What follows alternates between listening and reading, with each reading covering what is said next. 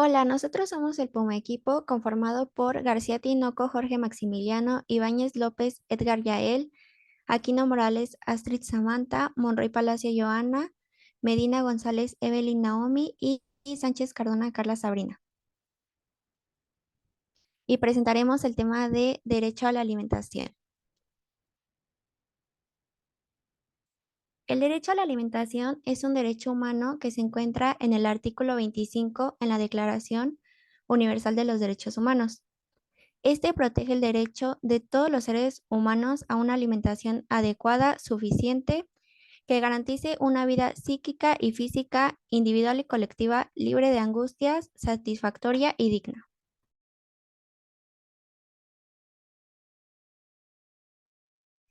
La alimentación como un derecho fundamental. El derecho a la alimentación está reconocido en la Declaración Universal de los Derechos Humanos de 1948 como parte del derecho a un nivel de vida adecuado y está consagrado con el Pacto Internacional de Derechos Económicos, Sociales y Culturales de 1966. Todos los seres humanos, independientemente de su raza, color, sexo, idioma, religión, opinión política o de otro orden, origen nacional o social, etcétera, tienen derecho a la alimentación adecuada y el derecho a vivir libres de hambre. El derecho a tener acceso de manera regular, permanente y libre, sea directamente, sea mediante compra en dinero, a una alimentación cuantitativa y cualitativamente adecuada y suficiente, que corresponda a las tradiciones culturales de la población a la que pertenece el consumidor, debe de ser libre de angustia, satisfactoria y digna.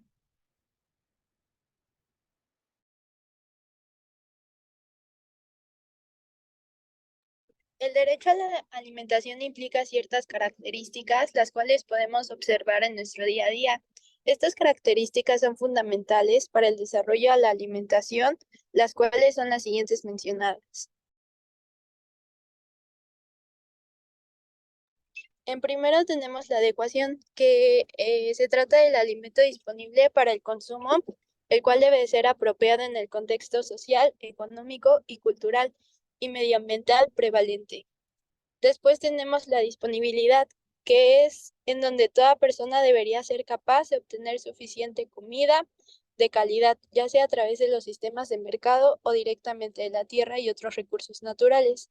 Las dietas deben contener una mezcla de los nutrientes necesarios para una vida sana y las necesidades fisiológicas durante todo el ciclo de la vida y de acuerdo al sexo y la ocupación. Los alimentos deben de estar libres de sustancias nocivas y ser culturalmente apropiadas.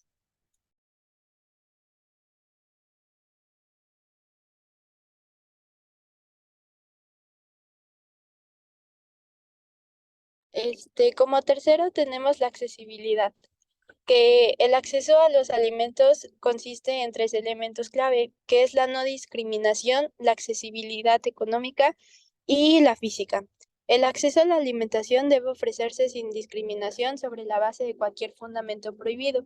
El precio de los alimentos debe estar a un nivel que no suponga un riesgo para la consecución de otras necesidades básicas. Esto puede requerir programas espaciales para los grupos vulnerables. La accesibilidad física significa que todos deben de tener acceso a los alimentos, en particular los grupos vulnerables, como los niños, las personas con discapacidad, los ancianos y las personas afectadas por un desastre natural o un conflicto. Y por último tenemos la sostenibilidad, en donde los estados deben de garantizar, mediante el desarrollo de medidas adecuadas y la regulación de los actores privados, que las prácticas que influyen en la alimentación, la tierra o los recursos naturales nos ponen en peligro la disponibilidad de los alimentos a largo plazo ni su accesibilidad.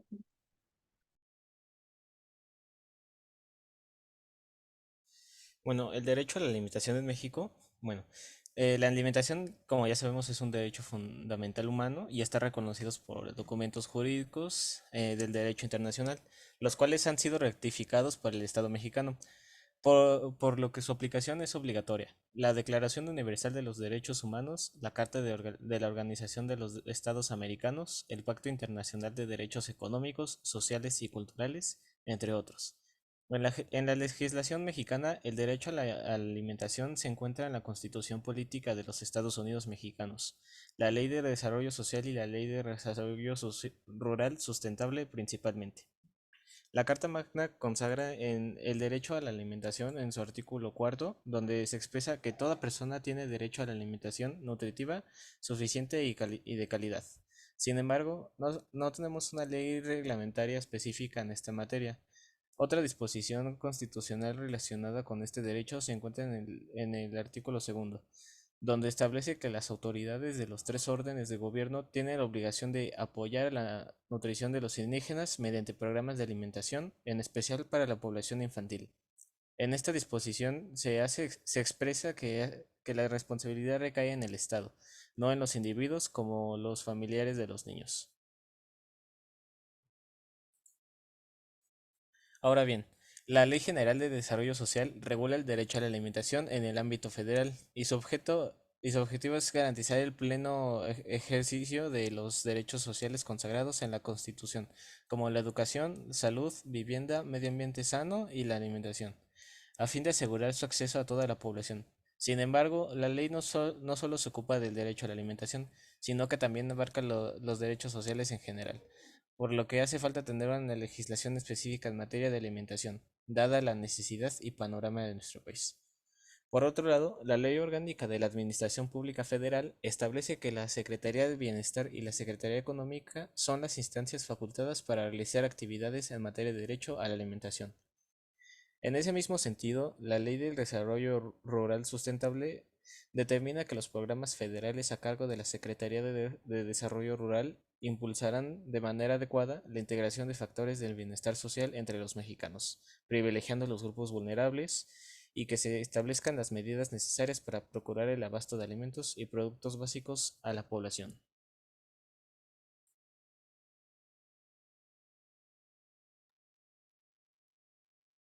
Todos alguna vez nos hemos preguntado sobre la relación entre la pobreza y el problema de alimentación.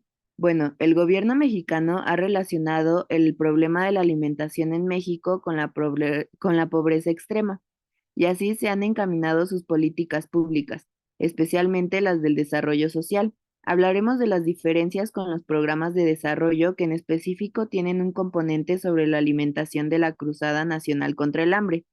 Esto es una estrategia nacional de la cual forman parte programas de diferentes sectores gubernamentales, pero predominantemente de desarrollo social. Por ejemplo, el Coneval reconoce que en 2010 el gobierno federal tenía 5 programas relacionados con la alimentación, como el Programa de Desarrollo Humano Oportunidades, Programa de Apoyo Alimentario, Programa de Abasto Rural, Programa de Abasto Social de Leche y Programa de Adquisición de Leche Nacional a cargo de Liconsa.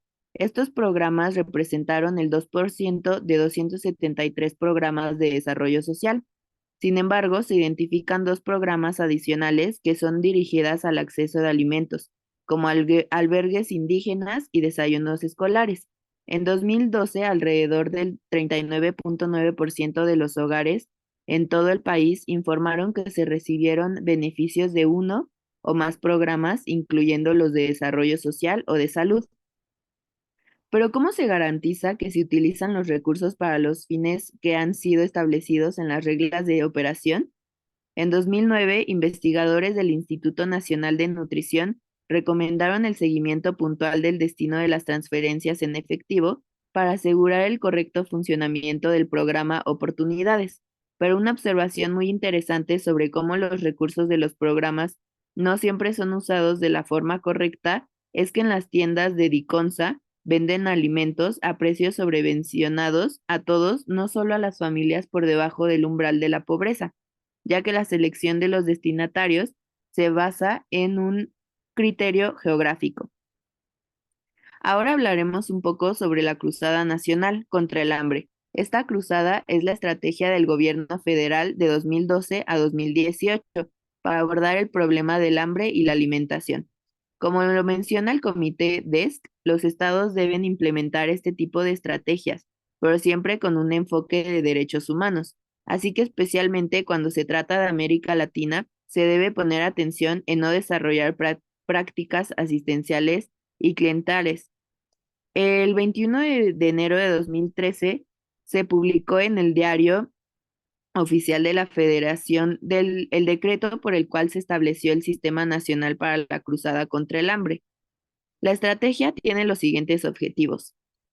Número 1, cero hambre a partir de una alimentación y nutrición adecuada de los mexicanos en extrema pobreza y carencia alimentaria severa. Número 2, eliminar la desnutrición infantil aguda y mejorar los indicadores de crecimiento de niños y niñas en la primera infancia.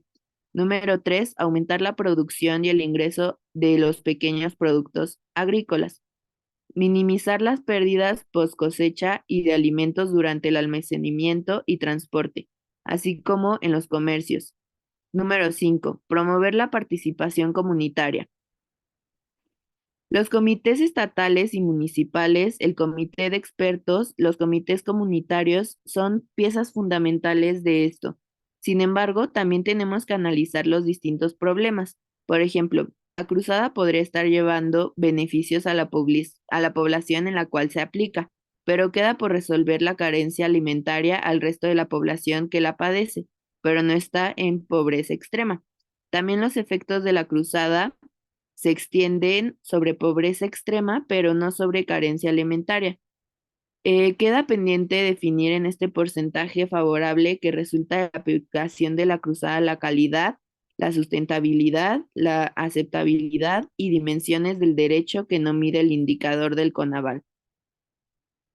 La población tiene suficiente información y educación sobre nutrición. Existe normatividad sobre promover una conducta de alimentación nutritiva y saludable, incluyendo la lactancia materna.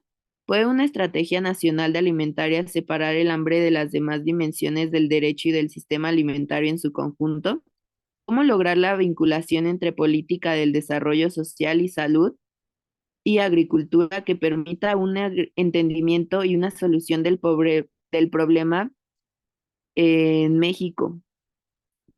En México va mucho más de explorar el hambre y analizar otros obstáculos, así que igual que la pobreza son mucho más importantes. Así que hablaremos sobre el peso y la obesidad. En el derecho se obliga a los estados a tomar medidas que van más allá de no padecer hambre. Hoy en día, en México se vive un problema de sobrepeso y obesidad que han adquirido un papel muy urgente al igual que el hambre. El marco jurídico y las políticas públicas que pretenden garantizar el derecho a la alimentación deben abordar ambos temas como un solo problema. Los programas deben fijarse en la adecuación y no solo en el consumo de ciertos números de calorías al día que pueden estar generando otro problema de malnutrición y salud. Para 2010, el sobrepeso y la obesidad ocasionaban 2.8 millones de muertes en todo el mundo. Hablando sobre la relación obesidad-ingreso, porque la población más pobre es la más afectada, un factor que se debe tomar en cuenta al llevar a cabo políticas públicas sobre obesidad es la relación con el ingreso.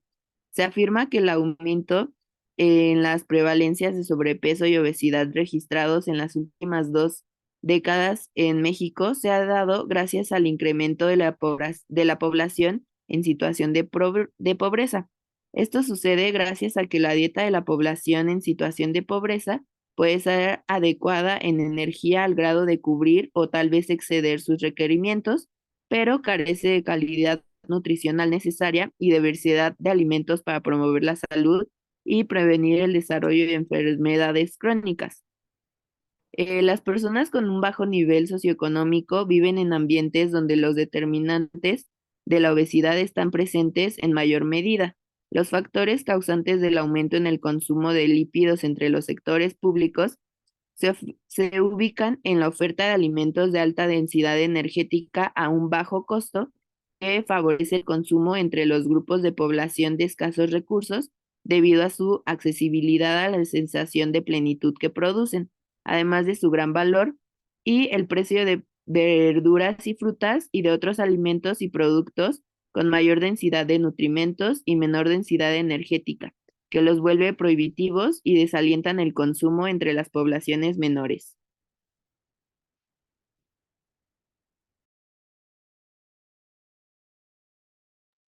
En este trabajo rescatamos la conclusión de que el derecho a la alimentación es un derecho humano fundamental, consagrado en la Declaración Universal de los Derechos Humanos y en diversas legislaciones, incluida la mexicana. Este derecho implica la adecuación, disponibilidad, accesibilidad y sostenibilidad de los alimentos para todos los seres humanos. En México, el gobierno ha implementado programas y estrategias como la Cruzada Nacional contra el Hambre para abordar la problemática de la alimentación y la pobreza extrema. Sin embargo, es necesario asegurar un enfoque de derechos humanos y evitar prácticas asistenciales y clientelares en la implementación de estas políticas. Además, se requiere un surgimiento y monitoreo adecuado de los recursos destinados a estos programas para garantizar su correcta utilización y eficacia en garantizar el derecho a la alimentación para todos los mexicanos.